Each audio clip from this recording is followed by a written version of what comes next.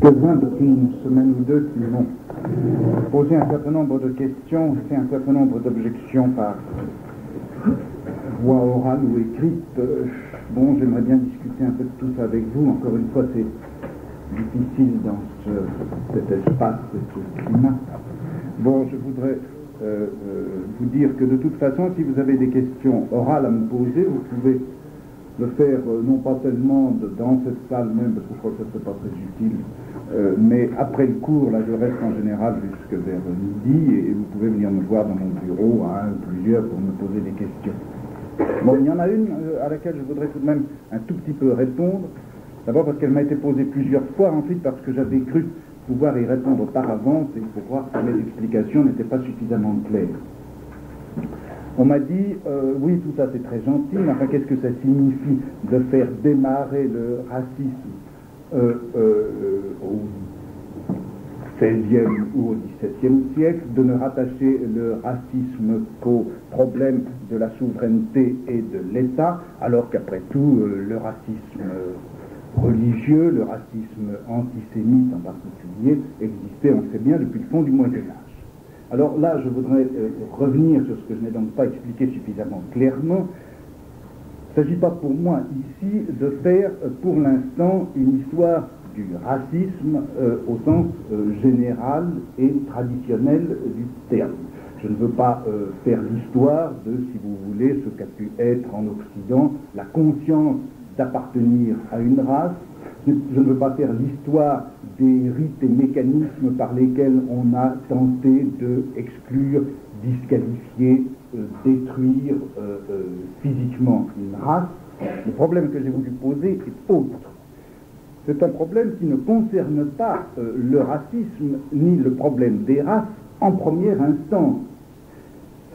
Pour moi, il s'agit toujours d'essayer de voir comment est apparue en Occident une certaine analyse critique, historique et politique de l'État, de ses institutions et de ses mécanismes de pouvoir.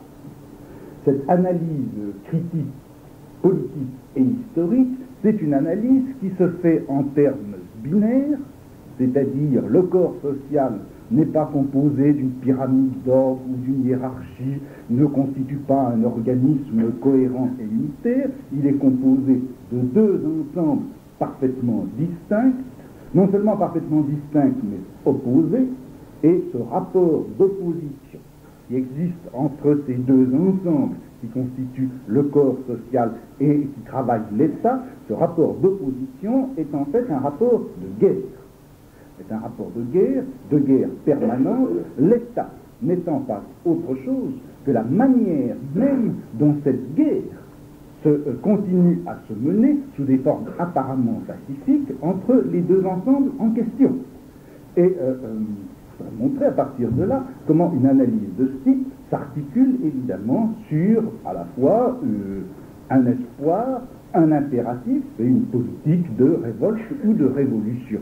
Bon, c'est ça le fond de mon problème, et ce n'est pas le racisme. Or, ce qui me paraît historiquement assez justifié, enfin, je peux le montrer, c'est que cette forme donc d'analyse des rapports de pouvoir comme rapport de guerre entre deux races à l'intérieur de la société, eh bien, cette analyse, donc politique, qui n'interfère pas, du moins en première instance, avec les problèmes religieux, cette analyse, vous la trouvez effectivement formulée, en train de se formuler à la fin du XVIe et au début du XVIIe siècle. Autrement dit, si vous voulez, le partage, la perception de la guerre des races anticipe sur les notions, si vous voulez, de lutte sociale ou de lutte de classe, mais elle ne s'identifie pas du tout à un racisme de type, si vous voulez, religieux. Je n'ai pas parlé de l'antisémitisme, c'est vrai, je voulais un peu le faire la dernière fois quand j'ai fait une sorte de survol de ce thème de la lutte des races. Je voulais le faire, je n'ai pas eu le temps. Je crois que ce qu'on peut dire, mais ça j'y reviendrai plus tard, c'est ceci, c'est que l'antisémitisme, en effet, comme attitude religieuse et raciale, n'est pas intervenu d'une façon suffisamment directe pour que je crois on puisse le prendre en compte dans l'histoire que je vais vous faire avant le XIXe siècle. Et c'est au XIXe siècle, à partir donc du moment où s'est constitué un racisme d'État, que là, le vieil antisémitisme de type, si vous voulez, religieux, ce vieil antisémitisme a été réutilisé dans un racisme d'État au moment où il a été question pour l'État d'apparaître, de fonctionner, de se donner pour ceux qui assurent l'intégrité et la pureté de la race contre la race ou les races qui l'infiltrent, introduisent dans son corps des éléments nocifs et qu'il faut par conséquent chasser pour des raisons qui sont à la fois d'ordre, si vous voulez, politique et biologique. Et c'est à ce moment-là que l'antisémitisme s'est développé, reprenant en quelque sorte, utilisant, puisant dans la vieille force de l'antisémitisme toute une énergie et toute une mythologie qui n'avait pas été jusque-là utilisée dans l'analyse politique de la guerre de la guerre sociale. On a réutilisé cette vieille forme de l'antisémitisme. Les Juifs sont apparus à ce moment-là, ont été décrits à la fois comme la race présente au milieu de toutes les races et dont le caractère biologiquement dangereux appelle de la part de l'État un certain nombre de mécanismes de refus et d'exclusion. C'est donc une réutilisation d'un antisémitisme qui avait, je crois, d'autres raisons. C'est la réutilisation de cet antisémitisme dans le racisme d'État qui a provoqué les phénomènes du XIXe siècle qui, finalement, en effet, finissent par faire superposer les vieux mécanismes de l'antisémitisme avec cette analyse critique et politique de la lutte des races à l'intérieur d'une société. Bon, enfin, tout ça, j'y reviendrai plus tard. Mais voilà pourquoi je n'ai pas posé ni le problème du racisme religieux et de l'antisémitisme au Moyen-Âge, et pourquoi j'essaierai d'en parler, en revanche, à la fin du XIXe siècle. Bon, encore une fois, je suis prêt à répondre à des questions plus précises, si vous voulez. Alors maintenant, aujourd'hui, je voudrais essayer de voir comment donc la guerre a commencé à apparaître comme analyseur des rapports de pouvoir, et ceci à la fin du XVIe, au début du XVIIe siècle. Il y a bien entendu un nom qu'on rencontre aussitôt, c'est celui de Hobbes. Hobbes qui apparaît bien, au premier regard, comme celui qui a placé le rapport de guerre au fondement et au principe des relations de pouvoir. Au fond de l'ordre, derrière la paix, au-dessous de la loi, à la naissance du grand automate qui constitue l'État, le souverain, le Léviathan. Il y a non seulement pour Hobbes la guerre, mais la guerre la plus générale de toutes les guerres, celle qui se déploie dans tous les instants et dans toutes les dimensions, la guerre de tous contre tous. Et cette guerre de tous contre tous, Hobbes ne la place pas simplement à la naissance de l'État, au matin réel ou fictif du Léviathan, mais cette guerre, il la suit, il la voit menacée et sourde, après même la constitution de l'État, dans ses interstices, à la limite ou aux frontières de l'État. Vous vous souvenez les trois exemples de guerre permanente qu'il cite. Premièrement, dit-il, lorsque même dans un État civilisé, un voyageur quitte son domicile, il n'oublie jamais de fermer avec soin la clé de la porte, la serrure de la porte, car il sait bien qu'il y a une guerre permanente qui se mène entre les voleurs et les volés. Autre exemple qu'il cite, dans les forêts d'Amérique, on trouve encore des peuplades dont le régime est celui de la guerre de tous contre tous, et de toute façon, dans nos États d'Europe, quels sont donc les rapports entre un État et un autre, sinon celui d'un homme, de deux hommes qui sont debout l'un en face de l'autre, l'épée tirée et les yeux braqués l'un sur l'autre. De toute façon, donc, après même la constitution des États, la guerre menace, la guerre est là. Alors, problème, premièrement, qu'est-ce que c'est que cette guerre? Cette guerre préalable à l'État, cette guerre que l'État est destiné en principe à faire cesser, cette guerre que l'État repousse dans sa préhistoire, dans la sauvagerie, à ses frontières extérieures, et qui pourtant est là. Et deuxièmement, comment cette guerre engendre-t-elle l'État? Quel est l'effet sur la constitution de l'État de ce fait que c'est la guerre qui l'engendre? Quel est le stigmate de la guerre sur le corps de l'État une fois qu'il est constitué? Voilà les deux questions que je voudrais un petit peu regarder. Premièrement, quelle est cette guerre? La guerre que Hobbes décrit avant même la constitution de l'État et au principe de cette constitution, qu'est-ce que c'est? Est-ce que c'est la guerre des forts contre les faibles, des violents contre les timides, des courageux contre les lâches, des grands contre les petits, des sauvages arrogants contre les bergers timides? Est-ce que c'est une guerre qui est articulée sur des différences naturelles immédiates? Vous savez que ce n'est pas du tout le cas chez Hobbes. La guerre primitive, la guerre de tous contre tous, c'est une guerre d'égalité, une guerre née de l'égalité et se déroulant dans l'élément de cette égalité. La guerre, c'est l'effet immédiat d'une non-différence, ou en tout cas de différence insuffisante. En effet, s'il y avait des grandes différences, si effectivement entre les hommes, il y avait des écarts qui se voient, qui se manifestent, qui sont très clairement irréversibles, il est bien évident que la guerre se trouverait par là même bloquée immédiatement. En effet, s'il y avait différences naturelles marquées, visibles, massives, de deux choses l'une, où il y aurait effectivement affrontement entre le fort et le faible, et cet affrontement se solderait, cet affrontement réel, cette guerre réelle, se solderait aussitôt par la victoire du fort sur le faible, victoire qui serait définitive à cause même de la force du fort. Ou bien il n'y aurait pas affrontement réel, ce qui veut dire tout simplement que le faible, sachant, percevant, constatant sa propre faiblesse, renoncerait avant même l'affrontement. De sorte que, dit Hobbes, s'il y avait des différences naturelles marquées, il n'y aurait pas de guerre, car où le rapport de force serait fixé d'entrée de jeu par une guerre initiale qui exclurait qu'elle continue, ou bien au contraire, il resterait virtuel, ce rapport de force, par la timidité même des faibles. Donc, s'il y avait différence, il n'y aurait pas guerre, la différence pacifie. En revanche, dans l'état de non-différence, ou de différence insuffisante,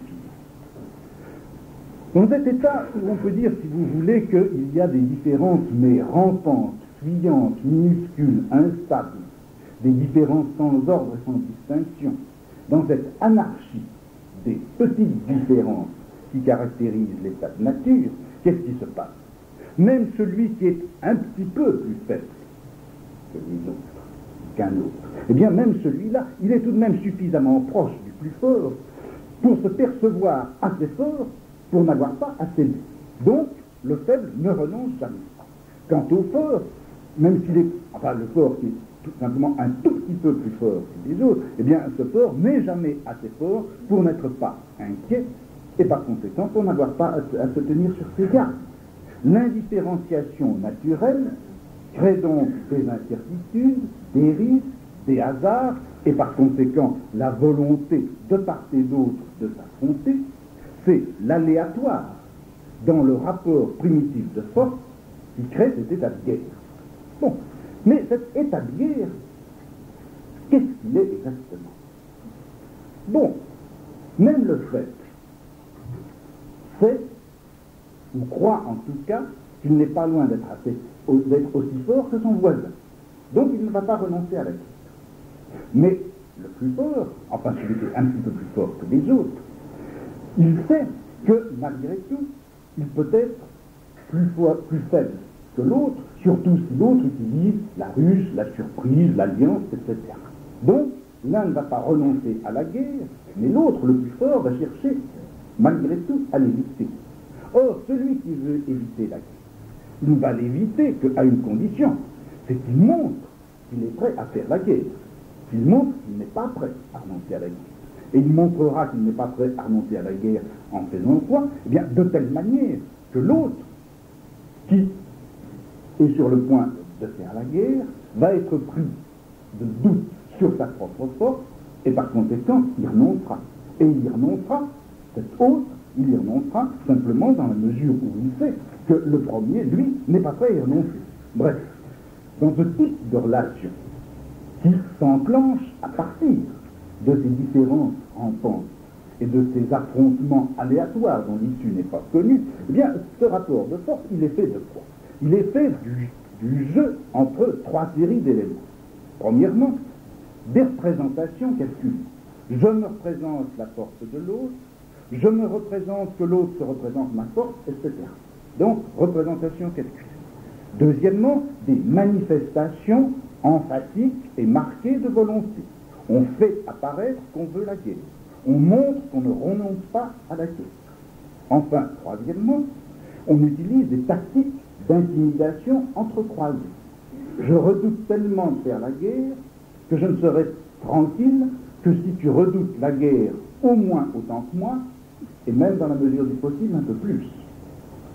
Ce qui veut dire au total que cet état que Hobbes décrit, ce n'est pas du tout un état naturel et brutal dans lequel les forces viendraient s'affronter directement. On n'est pas dans l'ordre des rapports directs de forces réelles. Ceux qui se rencontrent, ceux qui s'affrontent, ceux qui s'entrecroisent dans l'état de guerre primitif de Hobbes, eh bien, ce ne sont pas des armes, ce ne sont pas les poings, ce ne sont pas des forces sauvages et déchaînées. Il n'y a pas de bataille dans la guerre primitive de Hobbes. Il n'y a pas de bataille, il n'y a pas de sang, il n'y a pas de cadavre. Qu'est-ce qu'il y a? Il y a des représentations, il y a des manifestations, il y a des signes, il y a des expressions emphatiques, rusées, mensongères, etc. Il y a des leurres, il y a des volontés qui sont travesties en leur contraire, des inquiétudes qui sont camouflées en certitudes, etc. On est sur le théâtre des représentations échangées, on est dans un rapport de peur qui est un rapport temporellement indéfini, on n'est pas réellement dans la guerre. Ceci veut dire finalement que l'état de sauvagerie bestiale, où les individus vivants se dévoreraient les uns les autres, ne peut en aucun cas apparaître comme la caractérisation première de l'état de guerre selon Hobbes. Ce qui caractérise l'état de guerre, c'est une sorte de diplomatie infinie, de rivalité qui sont naturellement égalitaires. On n'est pas dans la guerre, on est dans ce que Hobbes appelle précisément l'état de guerre. Et il y a un texte où il dit: la guerre ne consiste pas seulement dans la bataille et les combats effectifs, mais dans un espace de temps, c'est l'état, dans un espace de temps où la volonté de s'affronter en des batailles est suffisamment avérée. Espace de temps désignant donc l'état et non pas la bataille, où ce qui est en jeu, ce ne sont pas les forces elles-mêmes, mais la volonté, une volonté qui est avérée et suffisamment avérée, c'est-à-dire qu'il y a un système de représentation et de manifestation qui est opérant dans ce champ de la diplomatie primaire. Donc, on voit bien pourquoi et comment cet état, qui n'est donc pas la bataille, qui n'est donc pas l'affrontement direct des forces, mais un certain état et jeu des représentations les unes contre les autres, il ne s'agit pas là d'un stade que l'homme abandonnerait définitivement le jour où l'état naîtrait, mais il s'agit en fait d'une sorte de fond permanent qui ne peut pas ne pas fonctionner avec ses ruses élaborées, avec ses calculs mêlés, dès que quelque chose ne donne pas la sécurité, ne fixe pas la différence et ne place pas la force, enfin, d'un certain côté. Donc, il n'y a pas de guerre au départ. Il n'y a pas de guerre au départ.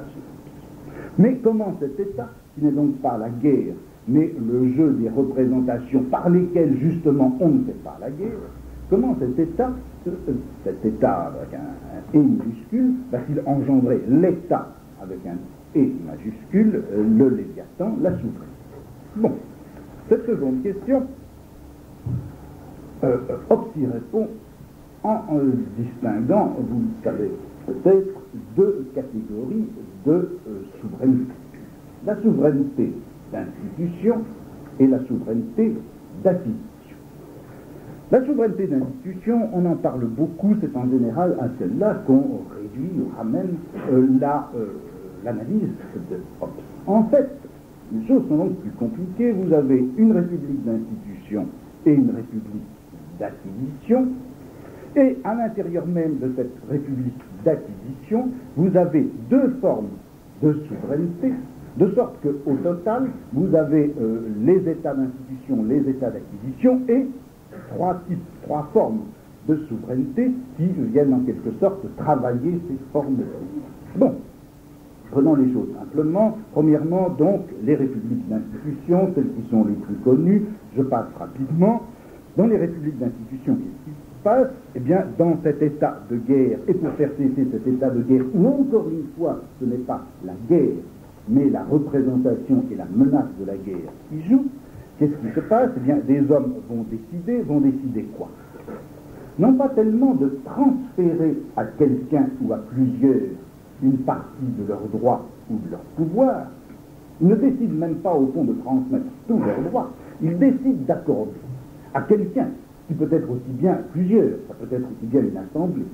Ils décident donc d'accorder à ce quelqu'un le droit de les représenter totalement et intégralement. Ce n'est pas un rapport de cession ou de délégation de quelque chose appartenant aux individus, il s'agit d'une représentation des individus eux-mêmes. C'est-à-dire que le souverain ainsi constitué vaudra intégralement pour les individus, il n'aura pas simplement une part de leurs droits, il sera véritablement à leur place, avec la totalité de leur pouvoir, comme dit Hobbes, la souveraineté ainsi constituée assume la personnalité de tous. Et sous condition de ce déplacement, eh bien, les individus ainsi représentés seront présents dans leurs représentants, et ce que le représentant, c'est-à-dire le souverain, fera, eh bien, chacun d'eux se trouvera par là même le faire. Le souverain, c'est donc exactement, en tant qu'il est représentant des individus, modelé sur les individus même, c'est une individualité fabriquée, mais c'est une individualité réelle. Quand ce souverain est un monarque naturellement individuel, ça ne l'empêche pas d'être fabriqué comme souverain, et quand il s'agit d'une assemblée, il n'en est pas moins, bien qu'il s'agisse d'un groupe d'individus, il n'en s'agit pas moins d'une individualité. Bon, voilà pour les républiques d'institution. Vous voyez que dans ce mécanisme, il n'y a que le jeu de la volonté, du pacte et de la représentation. Et bien maintenant, regardons l'autre forme de constitution des républiques, ou en tout cas, l'autre chose qui peut arriver à une république et à un État. C'est le mécanisme de l'acquisition. En apparence, c'est tout autre chose, c'est même tout le contraire, et dans les cas de république d'acquisition, il semble bien qu'on ait affaire à une souveraineté qui serait fondée sur des rapports de force, à la fois réels, historiques et immédiats. Pour comprendre ce mécanisme, il faut supposer non pas un état primitif de guerre, mais bel et bien une bataille. En effet, soit un état déjà constitué sur le modèle que je viens de dire, le mode de l'institution. Supposons maintenant que cet état soit attaqué par un autre, dans une guerre, avec des batailles réelles et des décisions armées. Eh bien, supposons qu'un des deux états ainsi constitués soit vaincu par l'autre. Son armée est vaincue, dispersée, sa souveraineté détruite, l'ennemi occupe la terre.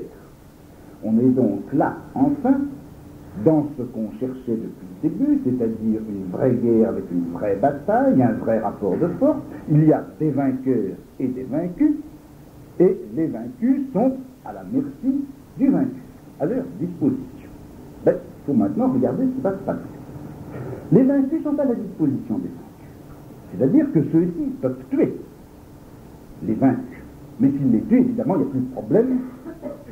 La souveraineté de l'État disparaît, tout simplement parce que les individus de cet État ont disparu.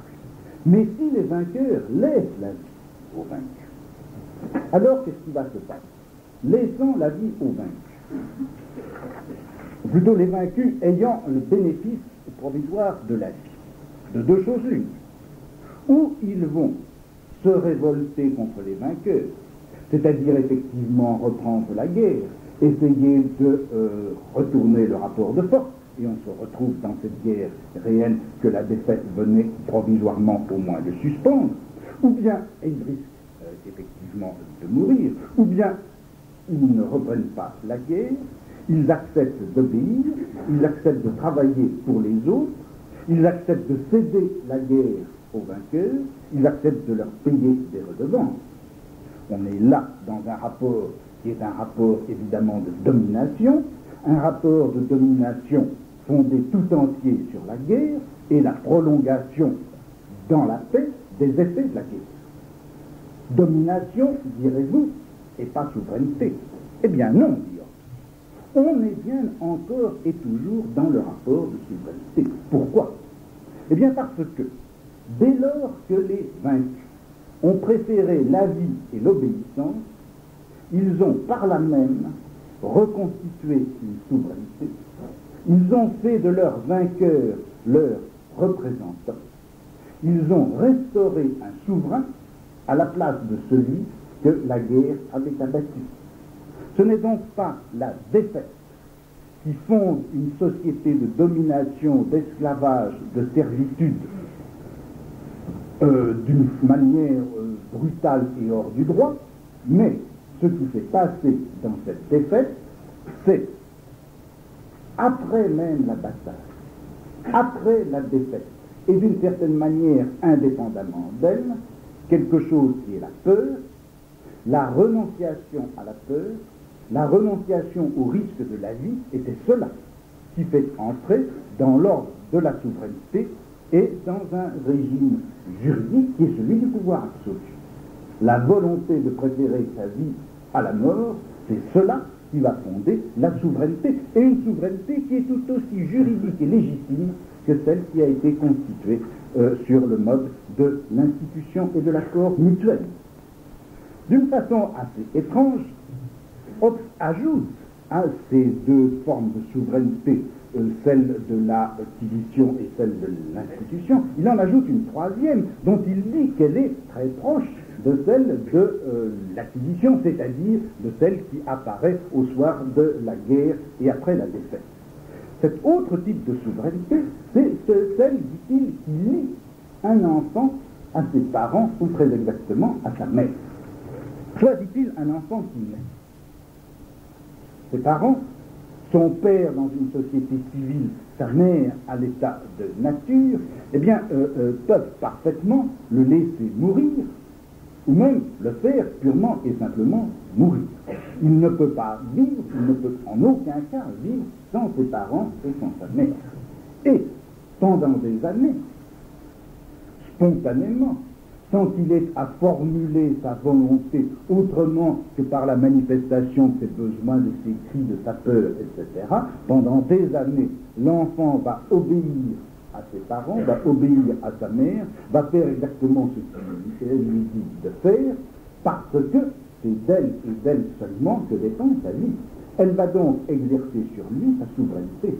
Or, entre ce consentement de l'enfant à la souveraineté de sa mère pour conserver sa propre vie, consentement qui ne passe même pas par une volonté exprimée ou par un contrat, entre ce consentement et celui des vaincus au soir de la défaite, il n'y a pas de différence de nature.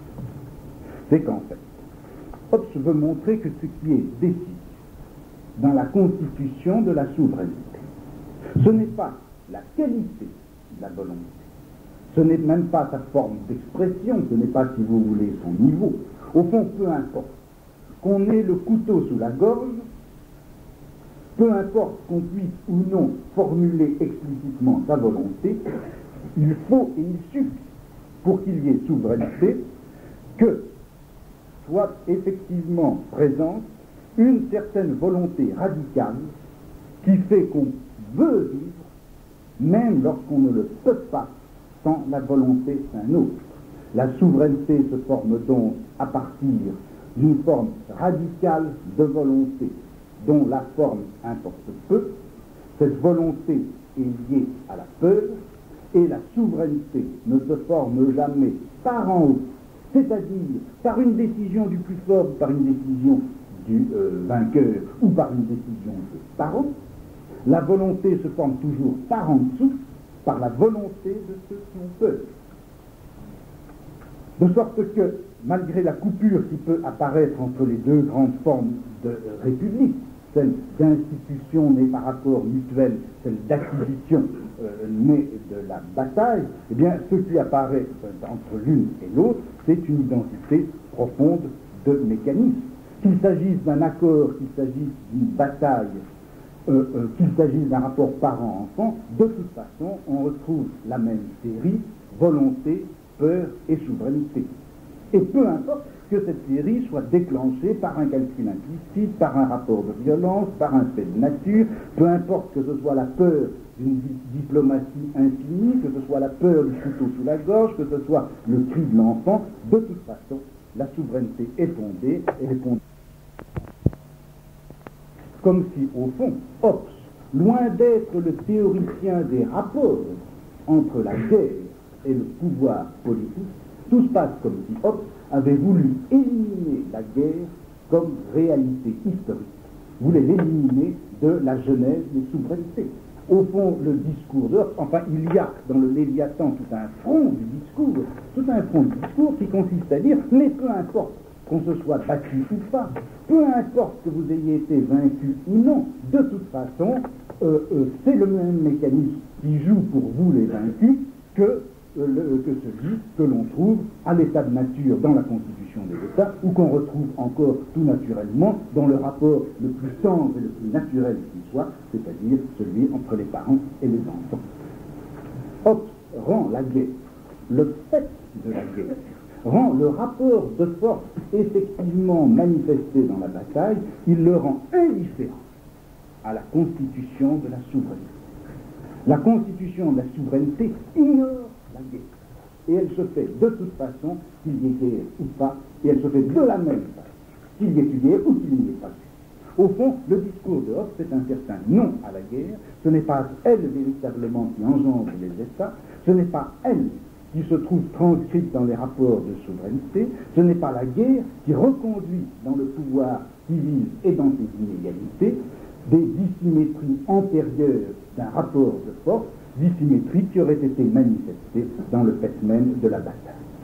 Alors, problème, à qui, à quoi s'adresse cette élimination de la guerre, étant entendu que jamais dans les théories juridiques du pouvoir antérieurement formulées, jamais la guerre n'avait joué ce rôle que Hobbes lui refuse avec entêtement. À quel adversaire, au fond, est-ce que Hobbes s'adresse quand, encore une fois, dans toute une phrase, dans toute une ligne, dans tout un front de son discours, il répète obstinément, mais de toute façon, ça n'a pas d'importance s'il y ait eu guerre ou pas, ce n'est pas de guerre qu'il est question dans la constitution des souverainetés. Eh bien, je crois que ce à quoi s'adresse le discours de Hobbes, ce n'est pas, si vous voulez, une théorie précise et déterminée, ce n'est pas quelque chose qui ferait comme son adversaire ou son partenaire polémique, ce n'est pas non plus quelque chose qui serait, comme si vous voulez, le non-dit, l'incontournable du discours de Hobbes, et que Hobbes essaierait malgré tout de contourner. En fait, il y avait, à l'époque où Hobbes écrivait, quelque chose qu'on pourrait appeler, non pas son adversaire polémique, mais son vis-à-vis stratégique, c'est-à-dire, moins un certain contenu de discours qu'il faudrait réfuter que un certain jeu discursif, une certaine stratégie théorique et politique que Hobbes précisément voulait éliminer et rendre impossible. Ce que Hobbes voulait donc non pas éliminer mais rendre impossible, ce qu'il voulait non pas réfuter mais éliminer ce vis-à-vis stratégique, c'est une certaine manière de faire fonctionner le savoir historique dans la lutte politique. Plus précisément, le vis-à-vis stratégique du Léviathan, c'est, je crois, l'utilisation politique dans les luttes contemporaines d'un certain savoir historique concernant les guerres, les invasions, les pillages, les dépossessions, les confiscations, les rapines, les exactions et les effets de tout cela, de toutes ces conduites de guerre, de tous ces faits de bataille et de lutte réelle dans les lois et dans les institutions qui apparemment règlent le pouvoir. D'un mot, ce que Hobbes veut éliminer, c'est la conquête ou encore c'est l'utilisation dans le discours historique et dans la pratique politique de ce problème qui est celui de la conquête. L'invisible adversaire du Léviathan, c'est la conquête. Et cet énorme bonhomme artificiel, l'ogre étatique, l'énorme silhouette, vous savez, qui se profile sur la vignette qui ouvre le Léviathan et qui représente le roi avec l'épée dressée et l'orbe dans la main, cet énorme bonhomme artificiel qui a tellement fait frémir tous les bien-pensants du droit et de la philosophie, eh bien je dirais qu'au fond, il pensait bien. Il pensait bien, et c'est pourquoi finalement même les philosophes qui l'ont tellement blâmé l'aiment au fond. C'est pourquoi son cynisme a enchanté même les plus timorés, parce qu'au fond le discours de Hobbes, en ayant l'air de proclamer la guerre partout, dès le départ et encore à l'arrivée, eh bien Hobbes disait le contraire. Il disait guerre ou pas guerre, défaite ou non, conquête ou accord, c'est la même chose. Vous l'avez voulu, c'est vous les sujets qui avez constitué la souveraineté qui vous représente. Ne nous ennuyez donc plus avec vos ressassements historiques. Au bout de la conquête, si vous voulez vraiment qu'il y ait une conquête, eh bien vous trouverez encore le contrat, vous trouverez encore la volonté apeurée des sujets, et le problème de la conquête se trouve donc ainsi dissous en amont par cette notion de guerre de tous contre tous, et en aval par la volonté juridiquement valable, même des vaincus apeurés le soir de la bataille. Donc, je crois que Hobbes peut bien paraître scandalisé.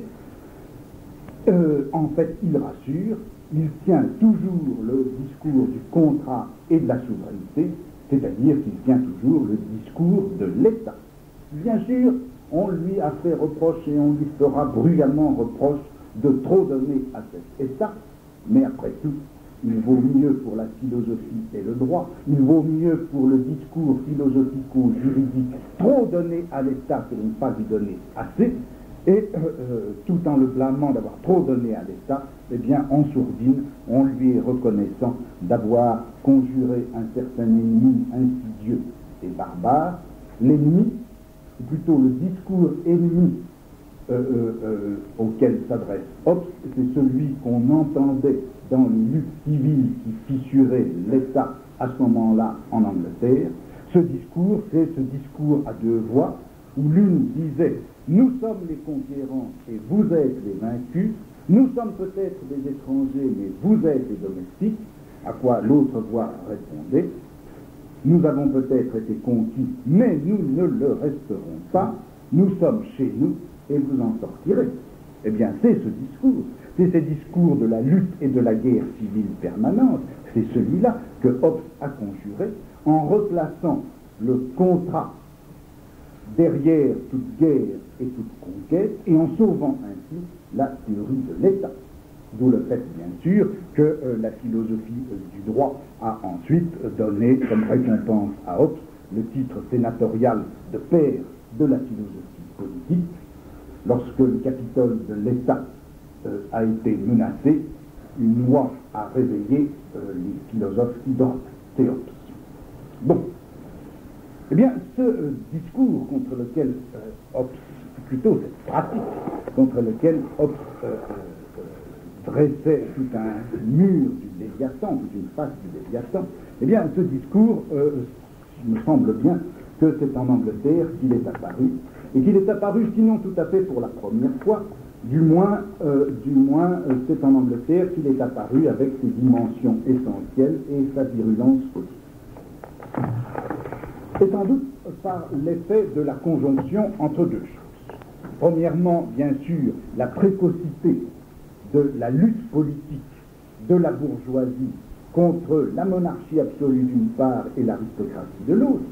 Et puis, donc, l'autre phénomène qui est venu se joindre à celui-là, c'est la conscience, qui était très vivante depuis des siècles, et jusque dans les couches populaires larges, la conscience du fait historique du vieux clivage de la conquête. Cette présence de la conquête normande, celle de Guillaume, celle de 1066, celle de Hastings, cette présence de la conquête, elle s'était manifestée de bien des façons dans à la fois l'institution et, si vous voulez, l'expérience historique des sujets politiques en Angleterre. Se manifestait d'abord, si vous voulez, très explicitement dans les rituels de pouvoir, puisque jusqu'à Henri VII, c'est-à-dire le début du XVIe siècle, jusqu'à Henri VII, les actes royaux précisaient bien que le roi d'Angleterre exerçait sa souveraineté en vertu du droit de conquête. Il se donnait comme successeur au droit de conquête des Normands. La formule a disparu donc avec Henri VII.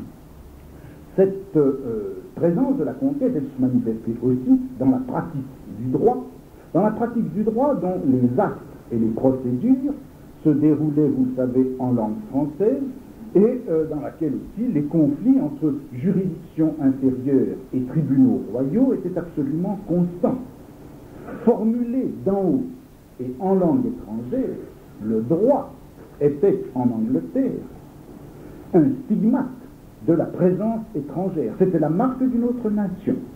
Dans cette pratique du droit, dans ce droit formulé dans une autre langue, venait, si vous voulez, se joindre, d'une part, ce que j'appellerais la souffrance linguistique de ceux qui ne peuvent se défendre juridiquement dans leur propre langue, et une certaine figure étrangère de la loi. Dans cette double mesure, eh bien, la pratique du droit était inaccessible.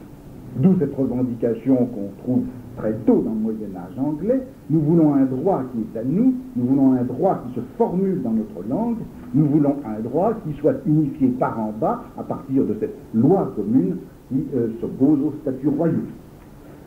Cette présence de la conquête, elle se manifestait aussi, je prends les choses un peu au hasard, elle se manifestait aussi dans la présence, la superposition, l'affrontement, si vous voulez, de deux ensembles légendaires hétérogènes.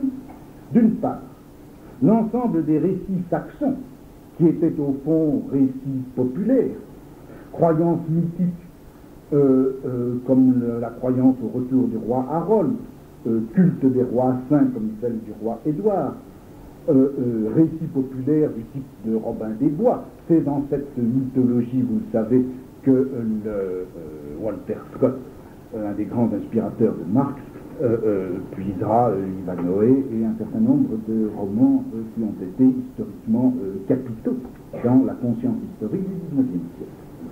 En face de cet ensemble mythologique et populaire, on trouve au contraire un ensemble, si vous voulez, de légendes aristocratiques et quasi monarchiques. C'est celle qui se développe à la cour des rois normands et qui est réactivée encore au moment du développement de l'absolutisme royal chez les Tudors du XVIe siècle. Il s'agit essentiellement de la légende du cycle arthurien. Bien sûr, ce n'est pas exactement une légende normande, mais c'est une légende non saxonne. C'est la réactivation de vieilles légendes celtiques qui ont été retrouvés par les Normands au-dessous même de la couche saxonne de population. Et cette légende celtique s'est trouvée tout naturellement réactivée par les Normands et au profit des Normands, de l'aristocratie et de la monarchie normande, à cause des relations multiples qu'il y avait entre les Normands dans leur pays d'origine et la Bretagne et les Bretons. Donc deux ensembles mythologiques forts autour duquel l'Angleterre rêvait son passé et son histoire, sur deux modes absolument différents. Mais plus encore que tout ça, bien sûr, ce qui marquait la présence et les effets de la conquête en Angleterre, bien c'était toute une mémoire historique des révoltes qui avaient chacune des effets politiques bien précis, dont certaines avaient d'ailleurs un caractère racial sans doute assez marqué, comme les premières d'entre elles, celle de Monmouth par exemple, et dont les autres avaient donné lieu, comme celle qui a, au terme de laquelle la Grande Charte a été accordée, donné lieu à la fois à la limitation du pouvoir royal et à des mesures précises d'expulsion des étrangers. En l'occurrence, moins des Normands que des Poitevins, Angevins, etc. Mais c'était bien les droits du peuple anglais qui trouvaient bien liés à la nécessité d'expulser des étrangers. Bon, il y avait donc, si vous voulez, toute une série d'éléments qui permettaient de coder les grandes oppositions sociales dans les formes historiques de la conquête et de la domination d'une race sur une autre. Ce codage, ou les éléments en tout cas qui permettaient ce codage, étaient anciens. On trouve déjà au Moyen-Âge dans des chroniques des phrases comme celle-ci: des Normands descendent les hauts personnages de ce pays, les hommes de basse condition sont fils des Saxons. C'est-à-dire que les conflits politiques, conflits économiques, conflits juridiques, étaient, à cause de ces éléments que je viens d'énumérer, très facilement articulés, codés, transformés en un discours qui était celui de l'opposition des races. Et au fond, c'est d'une manière assez logique que, à la fin du XVIe siècle, au début du XVIIe siècle, lorsque de nouvelles formes politiques de lutte sont apparues entre la bourgeoisie et puis l'aristocratie et la monarchie de l'autre, c'est encore dans ce vocabulaire de la lutte raciale que se sont exprimés. Le codage, cette espèce de codage, ou du moins les éléments qui étaient prêts pour le codage, ont joué tout naturellement. Si je dis codage, c'est parce que la théorie des races n'a pas fonctionné comme une théorie ou comme une thèse particulière d'un groupe contre un autre. En fait, il s'est agi dans ce clivage des races et dans leur système d'opposition, il s'est agi d'une espèce d'instrument à la fois discursif et politique, d'instruments qui permettaient aux uns et aux autres de formuler leur propre thèse. La discussion juridico-politique des droits du souverain et des droits du peuple, elle s'est faite en Angleterre au XVIIe siècle à partir de cette espèce de vocabulaire que donnait l'événement de la conquête, le rapport de domination d'une race sur une autre et la révolte ou la menace permanente de la révolte des vaincus contre les vainqueurs. Et alors, vous allez trouver la théorie des races ou le thème des races aussi bien dans les positions d'absolutisme royal que dans la position des parlementaires ou parlementaristes que dans la position plus extrême des niveleurs ou des diggers. Le primat de la conquête et de la domination, vous le trouvez effectivement formulé dans ce que j'appellerais d'un mot le discours du roi. Quand Jacques Ier déclarait à la Chambre étoilée que les rois siègent sur le trône de Dieu, en fait, bien sûr, il se référait à la théorie théologico-politique du droit divin. Mais pour lui, cette élection divine qui faisait qu'effectivement il était le propriétaire de l'Angleterre, eh bien, cette élection divine avait un signe et une caution historique dans la victoire normande. Et lorsqu'il n'était encore que roi d'Écosse, Jacques Ier disait: les Normands ayant pris possession de l'Angleterre, les lois du royaume sont établies par eux, ce qui avait deux conséquences. Premièrement, que l'Angleterre avait donc été prise en possession.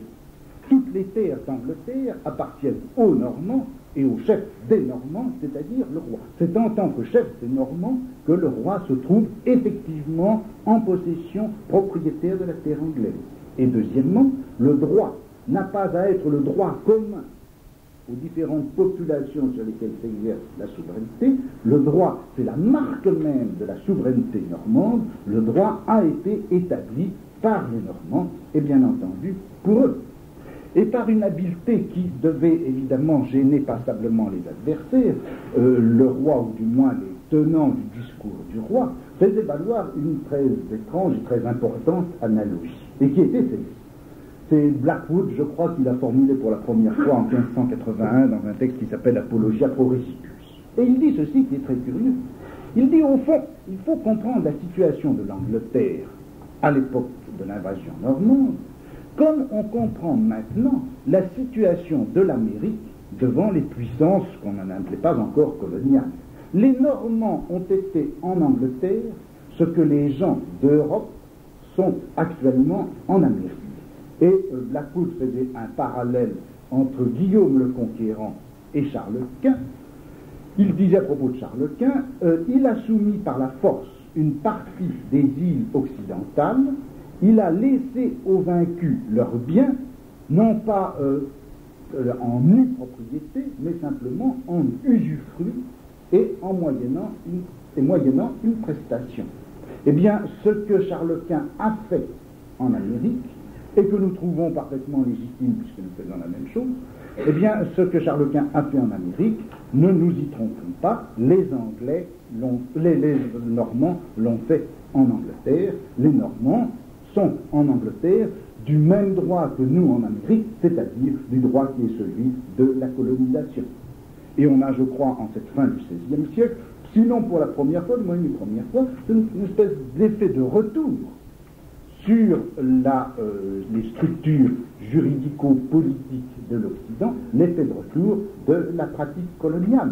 Il ne faut jamais oublier que la colonisation, avec ses techniques, avec ses armes politiques et juridiques, bien sûr a transporté des modèles européens sur d'autres continents, mais qu'elle a eu, cette même colonisation, des nombreux effets de retour sur les mécanismes de pouvoir en Occident, sur les appareils, institutions et techniques de pouvoir. Il y a eu toute une série de modèles coloniaux qui ont été rapportés en Occident et qui a fait que l'Occident a pu pratiquer ainsi sur lui-même quelque chose comme une colonialisme interne.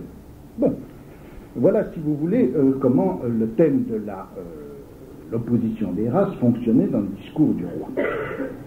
C'est ce même thème de la conquête et de la conquête normande qui va articuler la réplique même que les parlementaires opposaient à ce discours du roi.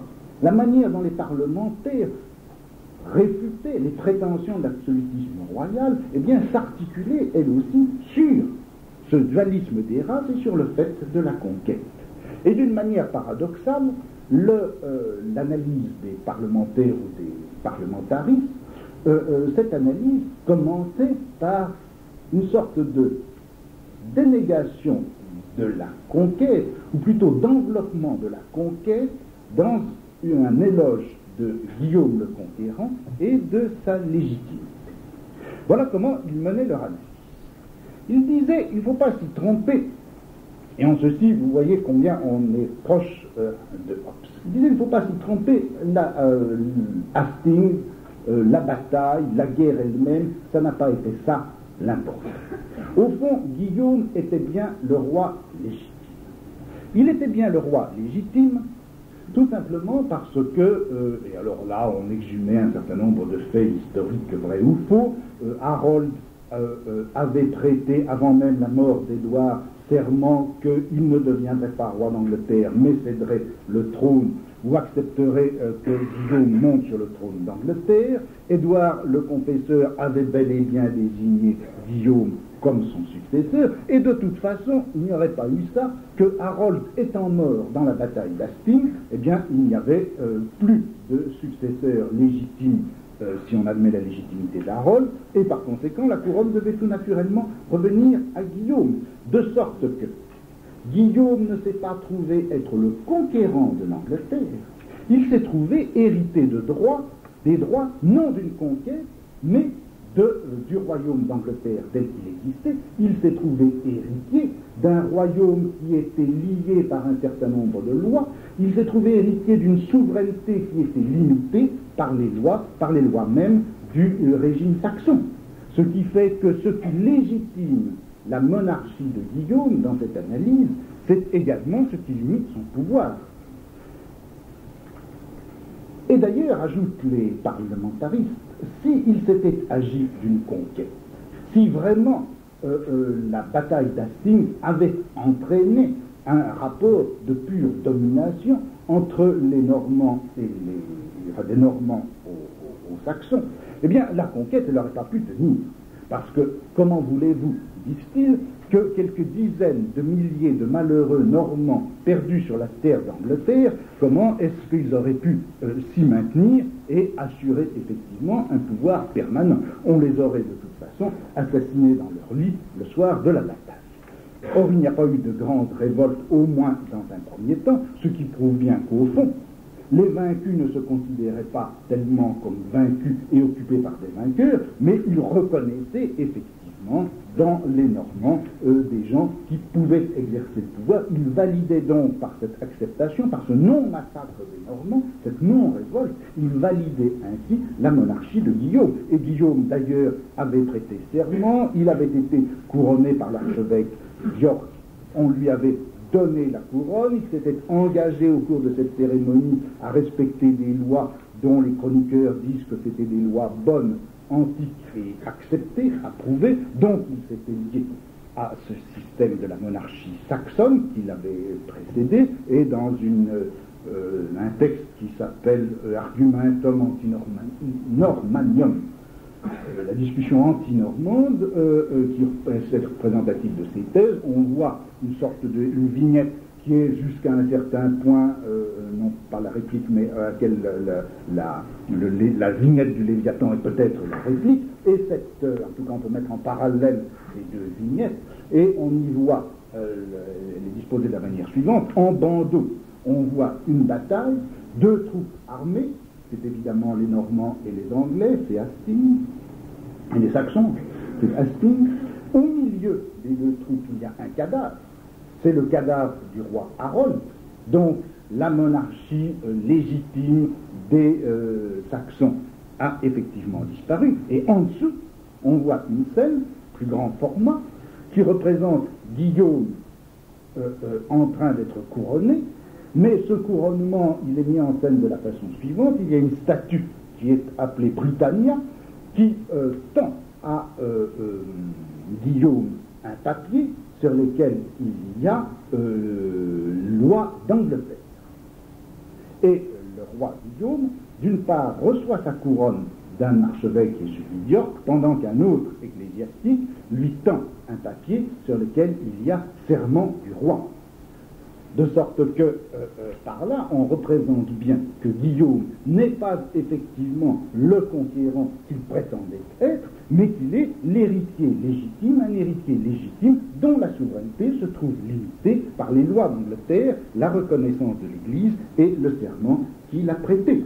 Winston Churchill, mais celui du XVIIe siècle, écrivait en 1775, au fond, Guillaume n'a pas conquis l'Angleterre, ce sont les Anglais qui ont conquis Guillaume. Et c'est simplement après ce transfert parfaitement légitime du pouvoir saxon au roi normand, c'est après ce moment-là, disent les parlementaristes, qu'a commencé véritablement la conquête. C'est-à-dire tout un jeu de dépossession, d'exaction, d'abus de droit.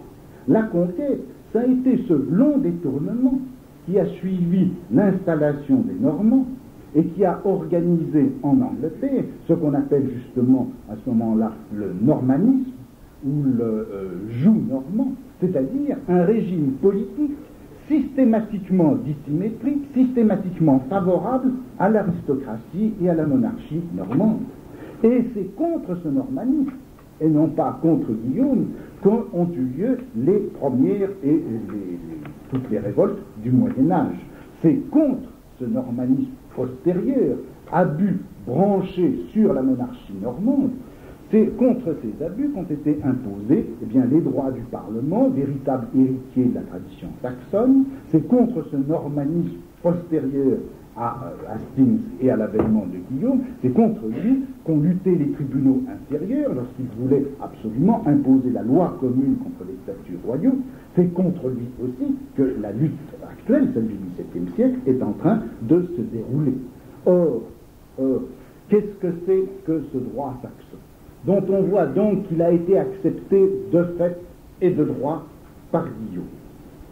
dont on voit aussi que les Normands ont voulu l'étouffer ou le détourner dans les années qui ont suivi la conquête, et que l'on a essayé, avec la Grande Charte, avec l'institution du Parlement, avec la Révolution du XVIIe siècle, de rétablir. Qu'est-ce que c'est que ce vieux droit? Eh bien, c'est une certaine loi saxonne, et là a joué d'une façon importante l'influence d'un juriste qui s'appelait Coke, et qui prétendait avoir découvert, enfin qui avait effectivement découvert un manuscrit du XIIIe siècle, mais dont il prétendait que c'était la formulation des vieilles lois saxonnes, alors qu'en réalité, sous ce titre de miroir de justice, il s'agissait d'un exposé d'un certain nombre de pratiques de jurisprudence de droit privé et public du Moyen-Âge. Bon, il a fait fonctionner ça comme l'exposé des droits saxons. Or, ces droits saxons, comment est-ce qu'on les représentait? On les représentait à la fois comme la loi originaire et historiquement authentique, d'où l'importance de ce fameux manuscrit, la loi historiquement authentique du peuple saxon, qui élisait ses chefs, qui avait ses propres juges, qui ne reconnaissait au fond le pouvoir du roi qu'en temps de guerre comme chef de guerre, et pas du tout comme exerçant une souveraineté absolue et incontrôlée sur le corps social. Il s'agissait donc d'une figure historique qu'on essayait par les recherches sur les antiquités du droit de fixer sous une forme historiquement précise, mais en même temps, ce droit saxon apparaissait et était caractérisé comme l'expression même de la raison humaine à l'état naturel, et des juristes comme Selden par exemple faisaient remarquer que c'était tout de même un droit merveilleux et bien proche de la raison humaine, puisqu'il était dans l'ordre civil presque semblable à celui d'Athènes, dans l'ordre militaire à peu près semblable à celui de Sparte. Quant au contenu des lois religieuses et morales, l'État saxon aurait été tout proche des lois de Moïse. Athènes, Sparte, Moïse, les Saxons, c'était bien entendu l'État parfait. Les Saxons devinrent, c'est dans un texte de 549 qu'on dit ceci, les Saxons devinrent un peu comme les Juifs, distincts de tout autre peuple. Les lois étaient honorables pour les lois, leur gouvernement était comme le royaume de Dieu, dont le joug est aisé et le fardeau léger. De sorte que, vous le voyez, l'historicisme qu'on opposait à l'absolutisme des Stuarts basculait dans une utopie fondatrice où se mêlait à la fois la théorie des droits naturels, un modèle historique valorisé et le rêve d'une sorte de royaume de Dieu. Et c'est cette utopie des droits saxons, supposée reconnue par la monarchie normande, qui devait devenir le socle juridique de la République nouvelle que les parlementaires voulaient établir. Bon, eh bien, cette même analyse de la conquête, enfin cette même analyse, ce même fait de la conquête, vous allez le retrouver une troisième fois, vous allez le retrouver une troisième fois, mais cette fois dans la position radicale ceux qui ont été les plus opposés, non seulement à la monarchie, mais même au parlementarisme, c'est-à-dire dans le discours plus petit bourgeois, plus populaire, si vous voulez, des niveleurs, des digueurs, etc. Et où cette fois, l'historicisme ne va qu'en extrême limite basculer dans cette espèce d'utopie des droits naturels dont je vous parlais tout à l'heure. Bon, là je m'aperçois que l'heure est passée. Est-ce que vous voulez qu'on s'arrête, si vous avez des choses à faire, ou qu'on continue encore 10 minutes? Vous continuez? Ça ne vous gêne pas facilement. Bon. Ça me permettra de liquider cette chose anglaise. Bon, alors chez les niveleurs, on va retrouver au fond, en quelque sorte, au pied de la lettre, la thèse même de l'absolutisme royal. Les niveleurs vont dire, eh bien, effectivement, la monarchie a raison quand elle dit qu'il y a eu une invasion, il y a eu une défaite, il y a eu une conquête, c'est vrai. C'est vrai, il y a eu conquête, et c'est de cela qu'il faut partir. Mais la monarchie absolue se sert du fait de la conquête pour y voir le fondement légitime de ses droits.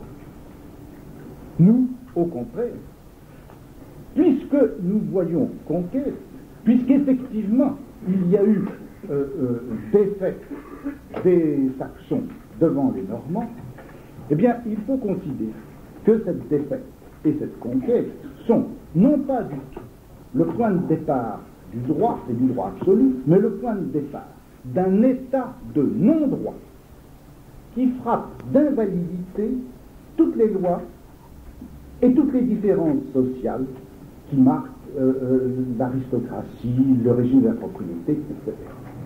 Toutes les lois, telles qu'elles fonctionnent en Angleterre, doivent être considérées, c'est un texte de John Ward qui dit ça, sur la corruption et la déficience des lois anglaises, doivent être considérées comme des tricks, comme des trucs, des pièges, des méchancetés. Les lois sont des pièges, ce ne sont pas du tout des limites de pouvoir, mais ce sont des instruments de pouvoir, non pas des moyens de faire régner la justice, mais des moyens de faire servir les intérêts. Par conséquent, l'objectif premier de la Révolution, ça doit être la suppression de toutes les lois dans la mesure où, de manière directe et indirecte, elles assurent le Norman yoke, le joug normand, de toutes les lois, par conséquent, post-normandes. Les lois, disait Lilburne, sont faites par nos concurrents. Suppression, par conséquent, de l'appareil légal entier. Deuxièmement, suppression également de toutes les différences qui opposent l'aristocratie au reste du peuple. Non seulement l'aristocratie, mais l'aristocratie et le roi. Le roi comme étant l'un des aristocrates, car les nobles et le roi n'ont pas avec le peuple un rapport de protection, mais un simple et constant rapport de rapine et de vol. Ce n'est pas la protection royale qui s'étend sur le peuple, c'est l'exaction nobiliaire dont le roi bénéficie et que le roi garantit. Guillaume et ses successeurs, disait Lilburne, Guillaume et ses successeurs ont fait de leurs compagnons de brigandage, de pillage et de vol des ducs, des barons et des lords. Par conséquent, le régime de la propriété, c'est encore actuellement le régime guerrier de l'occupation, de la confiscation et du pillage. Tous les rapports de propriété, comme tout l'ensemble du système légal, doit être reconsidéré, repris à la base. Les rapports de propriété sont entièrement invalidés par le fait de la conquête. Troisièmement,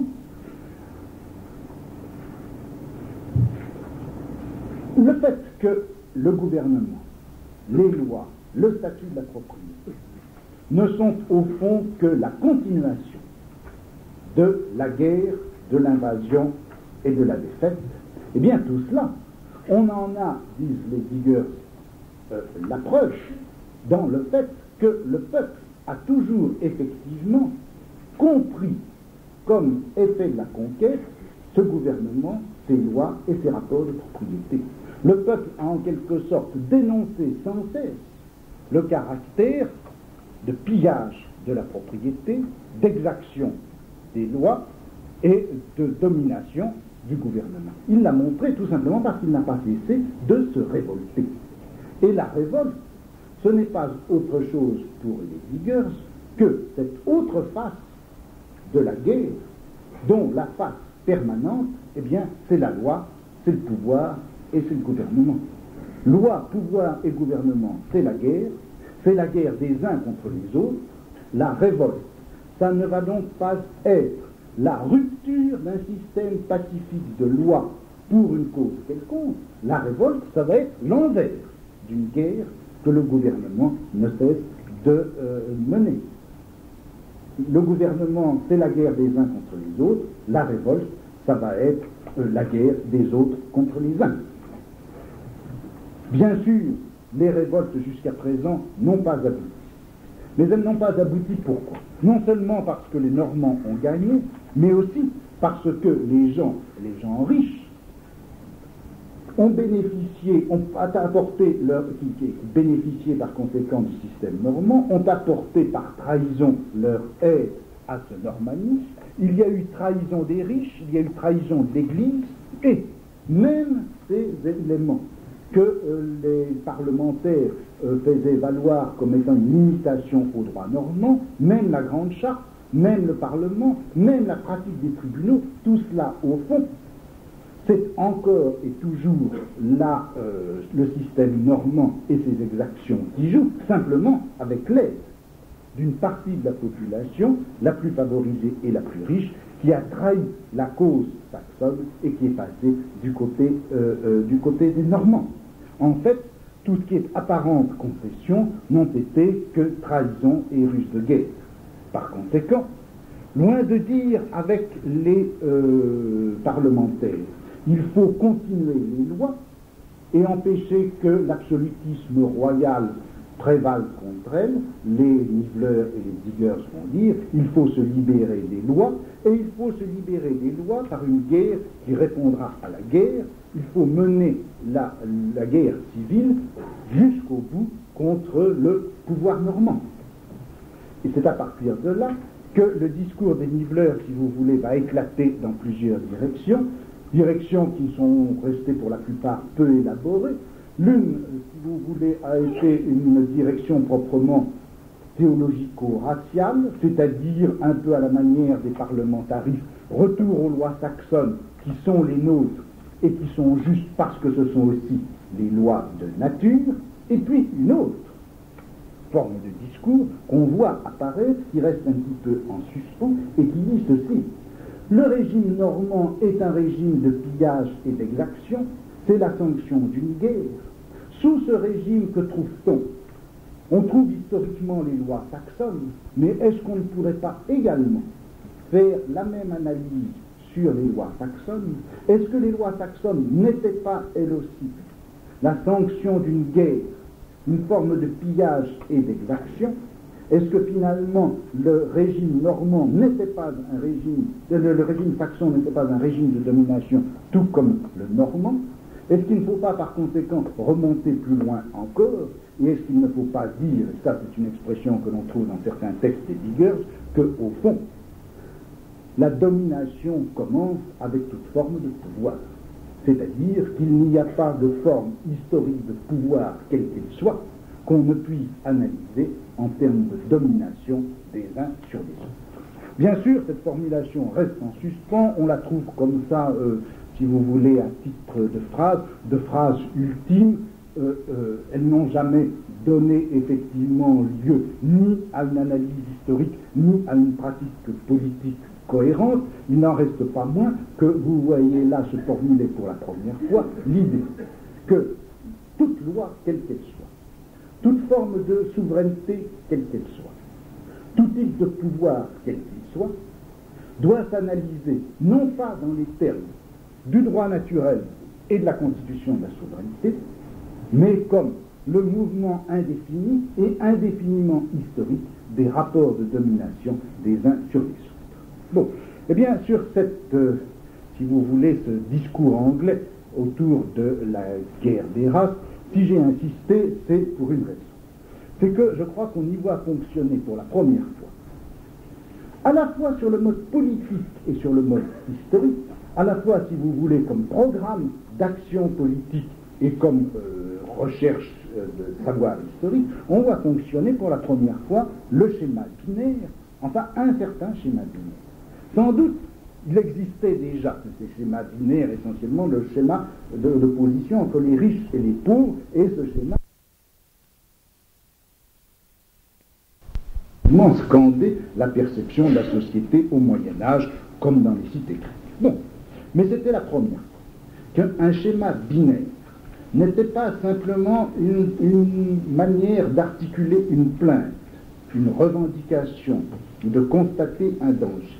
C'était la première fois que ce schéma binaire qui scandait la société pouvait s'articuler d'abord sur des faits de nationalité, langue, pays d'origine, habitudes ancestrales, épaisseur d'un passé commun, existence d'un droit archaïque, redécouverte de vieilles lois.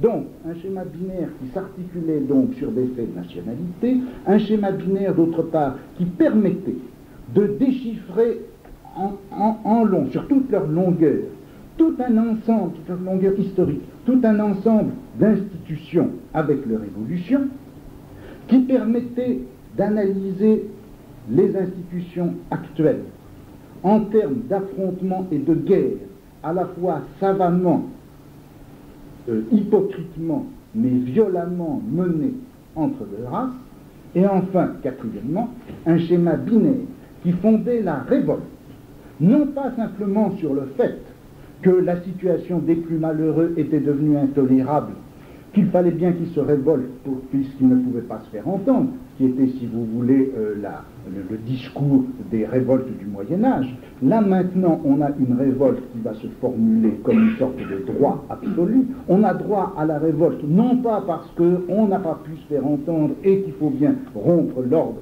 si l'on veut rétablir une justice plus juste. La révolte, maintenant, elle se justifie comme une sorte de nécessité de l'histoire. Elle répond, la révolte, à un certain ordre social qui est celui de la guerre et à laquelle elle mettra fin comme une péripétie dernière.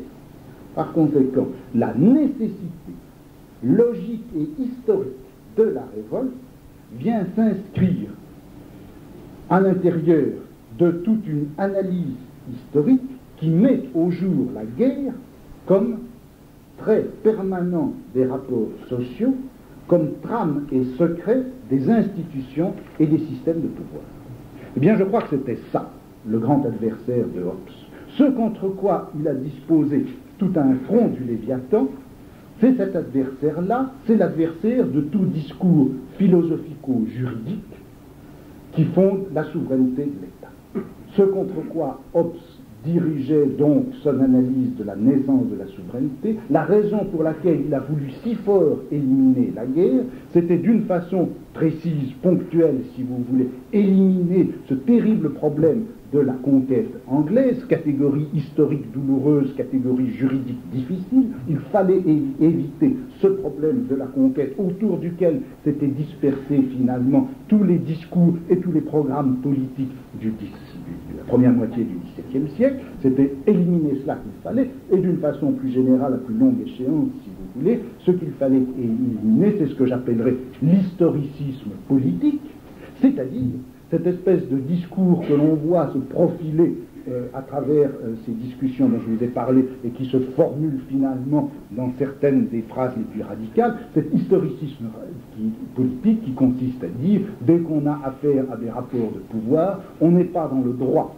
et on n'est pas dans la souveraineté, on est dans la domination, on est dans ce rapport historiquement indéfini, indéfiniment épais et multiple, des dominations. On ne sort pas de la domination, donc on ne sort pas de l'histoire. Et le discours philosophico-juridique de Hobbes a été une manière de bloquer cet historicisme politique, qui était donc le discours effectivement actif, le savoir effectivement actif dans les luttes politiques du XVIIe siècle. Il s'agissait de le bloquer, exactement comme au XIXe siècle. Eh bien, le matérialisme dialectique bloquera lui aussi le discours de l'historicisme politique. L'historicisme politique a rencontré deux obstacles. Au XVIIe siècle, l'obstacle du discours philosophico-juridique qui a essayé de disqualifier. Au XIXe, ce sera le matérialisme dialectique. L'opération de Hobbes, ça a consisté à mettre en batterie toutes les possibilités, même les plus extrêmes, du discours philosophico-juridique pour faire taire ce discours de l'historicisme politique. Eh bien, c'est de ce discours de l'historicisme politique que je voudrais faire à la fois l'histoire et l'éloge. Voilà, je vous remercie.